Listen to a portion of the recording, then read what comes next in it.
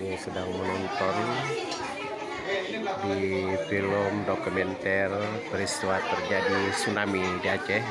Anak kelas 3 SD 62 Banda Aceh sedang mengaturkan tempat duduknya untuk siap mengenang kembali di dalam film ini terjadinya tsunami di Aceh.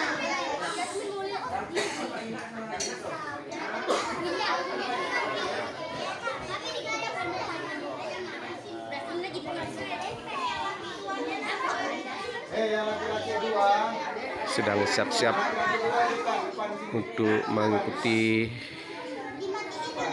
menonton film tsunami di Aceh. Sudah duduk dengan tenang. Pemandu yang sedang mengatur tempat duduknya. Beginilah suasana pada saat mau nonton di dalam ruangan penonton terjadi tsunami. Tadi udah janji kan sama omnya nggak mau apa? Ribut. Kalau masih ribut ya udah keluar aja kita yuk. Mau nggak? Nggak ya.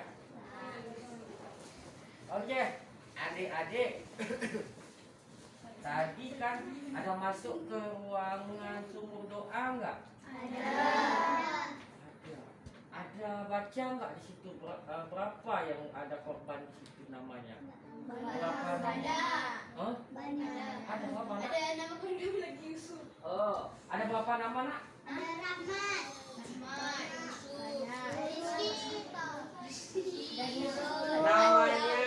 Namanya semuanya itu 3.600 nama yang ada ditempelkan di sumur doa. Nah, yang menggambar museum tsunami tahu nggak siapa? Gubernur. Ya? Tahu. Gubernur, ya betul kali kalau gubernur. Namanya siapa nak?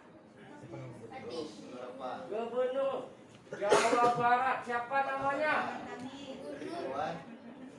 Bapak Ridwan Kamil. Ingat ya. Bapak Ridwan Kamil. Nah, kalau yang bantu Aceh di saat tsunami ada berapa negara? Ada Portugis, ada 54. Hampir betul. 55. Hampir betul.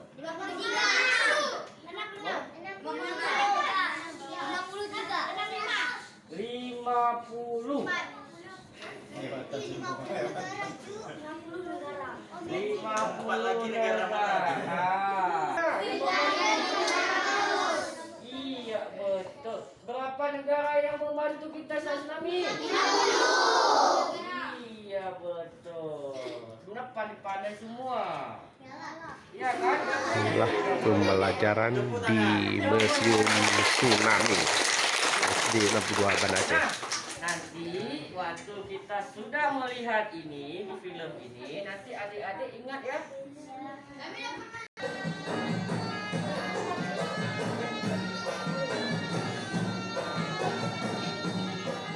Inilah bumi Aceh yang pada tahun 2017 berpenduduk 5 juta orang. Aceh dikenal dengan nama Serambi Mekah yang terletak di ujung utara Pulau Sumatera sekaligus provinsi paling barat di gugusan kepulauan Indonesia.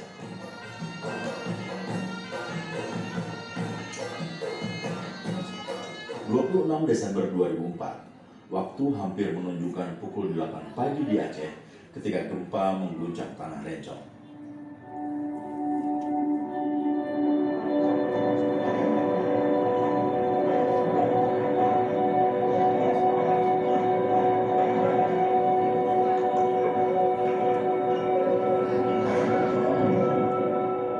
Goncangan gempa dirasakan hingga 8 menit dan merobohkan sejumlah bangunan di Banda Aceh. Pusat gempa ada di dasar laut barat daya Sumatera atau sekitar 25 km lepas pantai barat Aceh.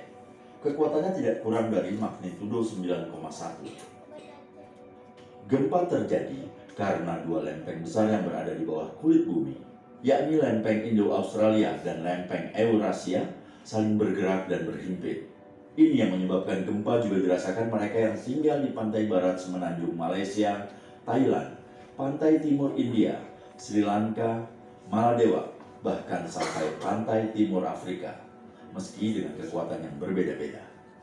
Di Indonesia, gempa paling kuat dirasakan mereka yang mendiami Provinsi Aceh dan Sumatera Utara.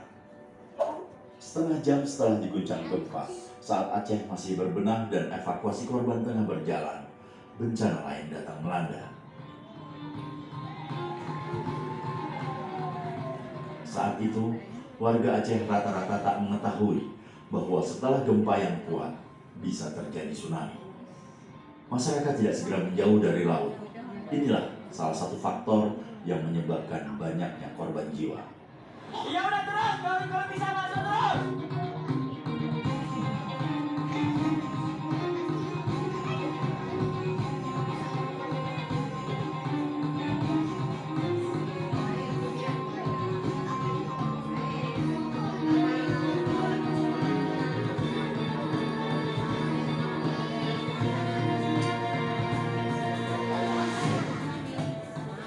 Saya berinisiatif untuk menaik pohon asap ini dengan bertumpu kepada tangan kiri, di mana sebelah kanan saya karena memegang kamera. Saya kami naik ada 4 atau 5 orang di atas ini. Di Banda Aceh, tinggi tsunami rata-rata antara 10 sampai 12 meter. Dalam sekejap, air laut telah mengubah wajah Banda Aceh.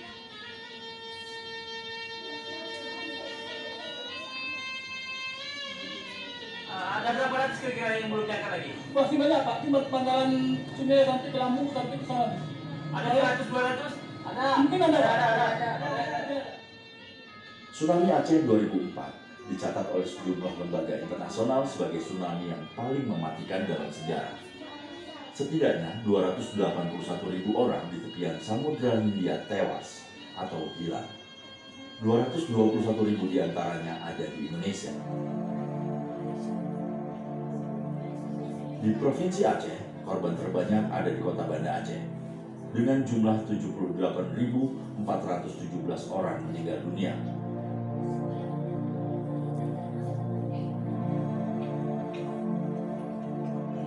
Dibandingkan dengan jumlah penduduk saat itu, kota Banda Aceh kehilangan hampir sepertiga penghuninya karena tsunami. Selain korban jiwa, di Aceh dan Nias, kerusakan juga terjadi pada rumah penduduk, infrastruktur seperti jalan, jembatan, pelabuhan, dan sekolah, serta hilangnya tempat usaha dan pekerjaan. Badan Rehabilitasi dan Rekonstruksi Aceh Nias juga mencatat para petani kehilangan sawah, nelayan kehilangan perahu dan tambak mereka. Jumlah kerugian ditaksir mencapai 11 triliun rupiah lebih. Jumlah korban yang tinggi, kerusakan infrastruktur, kelangkaan makanan dan air, mengundang bantuan kemanusiaan internasional.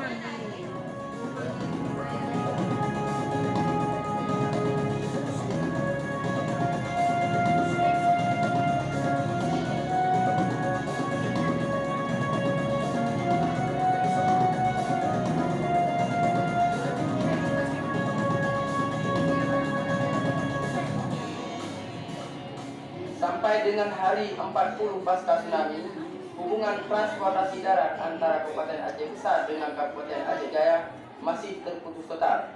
Akibatnya, pengiriman sembako kepada pengungsi dan warga terpaksa dilakukan lewat laut dan lewat udara. Dari kaki Gunung Gurute, Munir Nur, dan Delpis melaporkan.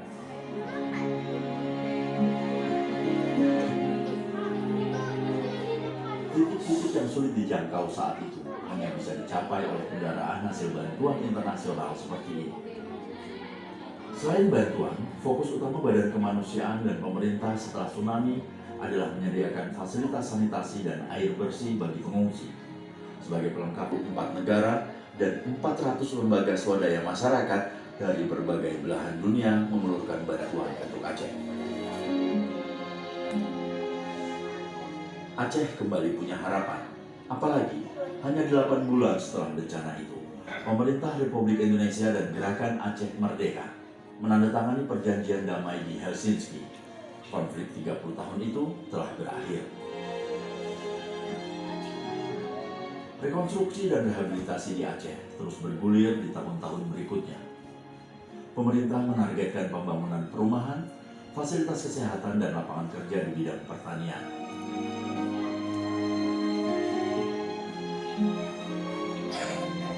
Dalam tempo 4 tahun, BRR mencatat capaian rekonstruksi dan rehabilitasi yang mengantarkan Aceh ke kondisi yang bahkan lebih baik dibanding sebelumnya.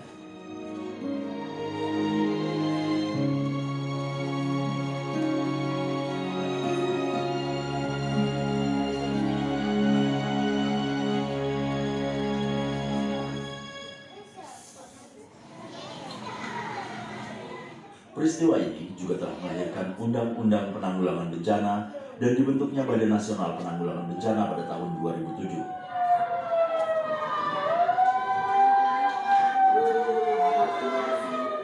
Lebih dari 1 dasawarsa setelah tsunami, para pelajar ini sedang mengikuti simulasi evakuasi bila gempa terjadi lagi atau bila tsunami mengancam. Tsunami adalah bagian dari siklus alam yang akan terulang di masa mendatang. Hal yang perlu dilakukan adalah mengambil pelajaran darinya. Seperti yang dilakukan warga Pulau Simelu. Meski jarak pulau ini dari pusat gempa lebih dekat dan ribuan rumah hancur, namun korban jiwa di pulau ini tercatat hanya 7 orang. Salah satu sebabnya karena warga Pulau Simelu mempertahankan pengetahuan lokal tentang tsunami yang pernah terjadi pada tahun 1907 yang diberi nama Smong dan diabadikan dalam lagu atau cerita rakyat yang turun-menurun.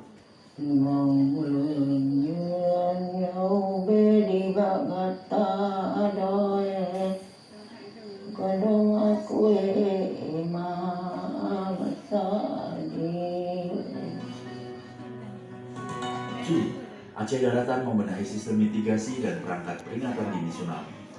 8 bangunan evakuasi tsunami telah terbangun. 6 di Banda Aceh, 1 di Calang, dan 1 di Melambo. Bangunan ini disiapkan bagi mereka yang bermukim kurang dari 3 km dari laut. Sejumlah ruas jalan pun diperlebar untuk memudahkan evakuasi.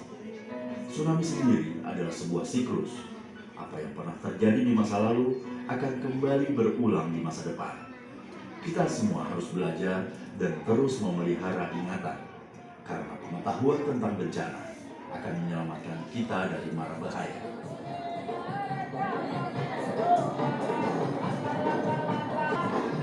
Selesailah menonton peristiwa terjadi tsunami SD 62 Banda Aceh.